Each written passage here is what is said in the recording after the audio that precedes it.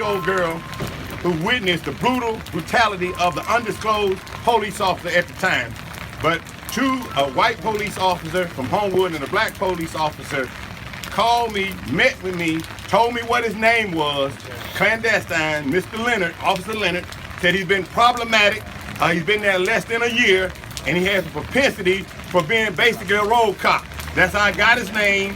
That's why we called what we called, because when I went over there, and I'm chagrined with Lieutenant Hamilton that came down as some words I chose to use, and maybe somebody else bolder than me will use them now because I'm a coward, so I said it while I was leaving.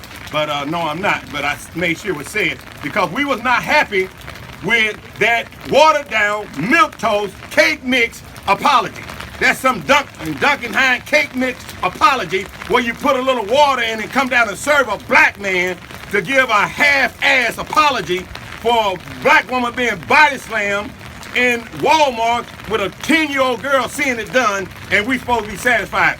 The mayor needs to apologize publicly. Mr. Road Cop needs to be fired and apologize so maybe he can get another job, and the chief of police. So we are starting the storming Homewood, and we're going to continue tomorrow. We have a makeshift jail. Since they wanted to take initially Miss Rivers to jail, we're going to have a makeshift jail, but we're going to stand our guard to our jail out here because we're not going to be like Kayla Chapman. We're not going to go to your jail, and you're not going to kill us inside of your jail and allow us to die under your protection in your jail, and then hide the evidence and don't give us the video camera. And then when Mercutio and AV and others came over to protest, they locked him up and then put a gun on him while he was locked up. Then when they went to Walmart, the same Walmart, you brutalized them when they were leaving from the protest, told them they weren't leaving fast enough. So, to my perspective, until I had an epiphany today, my adage was that Homewood has a propensity for violence against African Americans. But this sister came, whose husband, just up to me just now, said she called because he was brutalizing, was choking her. The police came, she said, and tell your own story.